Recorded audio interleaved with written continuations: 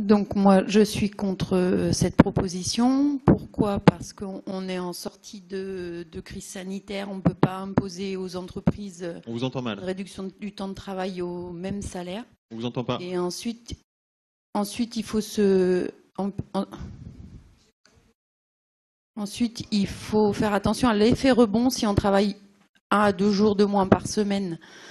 Je suis sûre que les gens vont partir en week-end, ils vont prendre leur voiture, ils n'iront pas en week-end à vélo, ils vont aller faire les magasins, ils vont aller consommer des choses importées de Chine. Alors peut-être que dans 20 ans, les Français seront prêts à changer leur façon de travailler, mais pas aujourd'hui.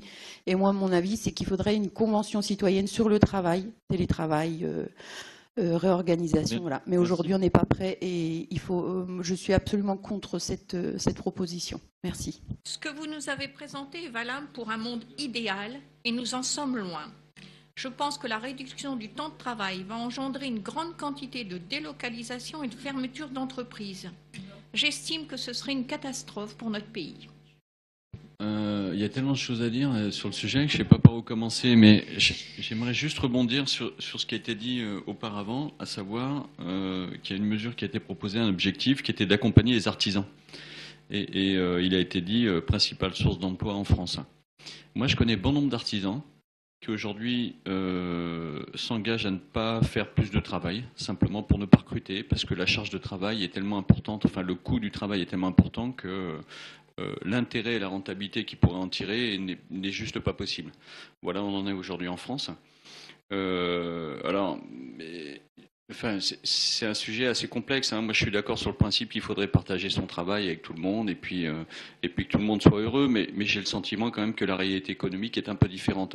Aujourd'hui, la première charge financière d'une entreprise est quand même le coût du travail. L'augmenter, je ne suis pas persuadé que ce soit une source de réussite dans le futur, indépendamment de la crise économique que nous vivons aujourd'hui. Je crois qu'on n'a pas suffisamment de compétitivité aujourd'hui en France pour pouvoir se le permettre. Voilà. Je suis totalement contre cette mesure. Autant le 130-110, j'étais aussi contre, mais je comprenais le fondement et les raisons de pourquoi on voulait faire cette mesure. Autant là, comme c'était dit précédemment, je ne pense pas qu'on soit prêt pour ce genre de changement.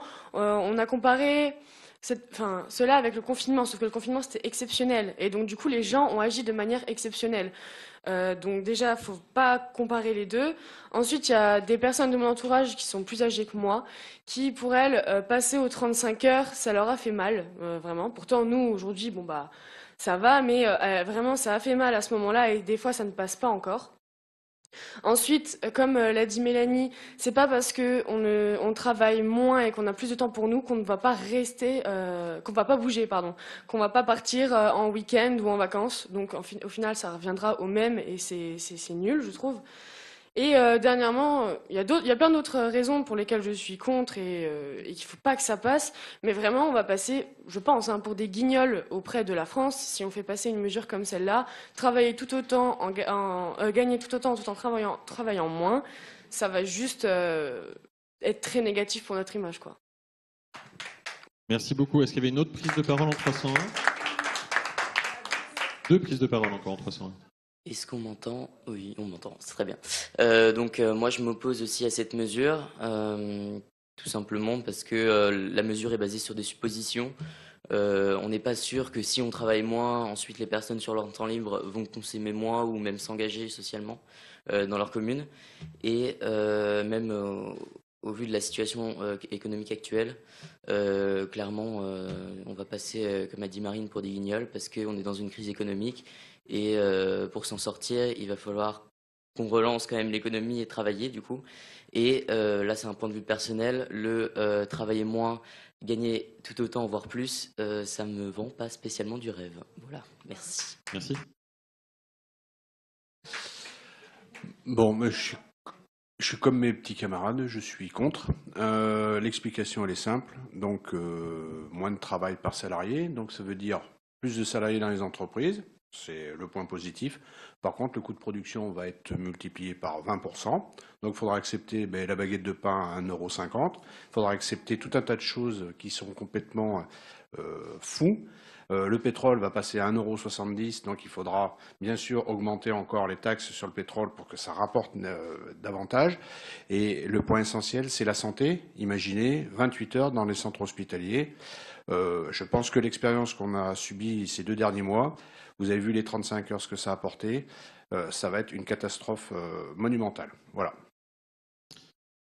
Pour moi, il est hors mandat par rapport à la diminution des gaz à effet de serre, première chose. Justice sociale, alors que, bon, en agriculture, certains agriculteurs n'arrivent même pas à avoir de salaire pour vivre. Je trouve que baisser encore plus, ce serait un souci. Ensuite, l'effet rebond, je suis entièrement d'accord, donc je répète un peu, mais vite. Si on travaille moins tout en ayant plus de salaire, les produits finaux seront augmentés. Guillaume l'a dit aussi, je suis désolé de répéter, mais... donc du coup, j'ai coupé un peu. Mais voilà, donc je suis contre, effectivement, par rapport à ça.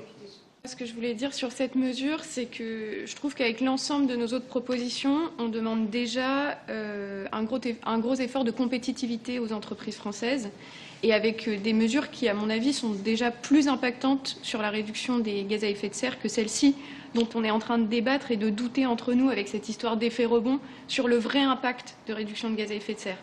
Donc moi, je ne suis pas du tout pour focaliser les efforts là-dessus. Et j'aimerais également rappeler, j'ai repris mes autres papiers, vous rappeler qu'on a voté hier la SDD 1.4 dans le groupe Se déplacer par rapport à cet argument de mobilité pour favoriser les nouvelles modalités d'organisation du travail et notamment la journée de télétravail.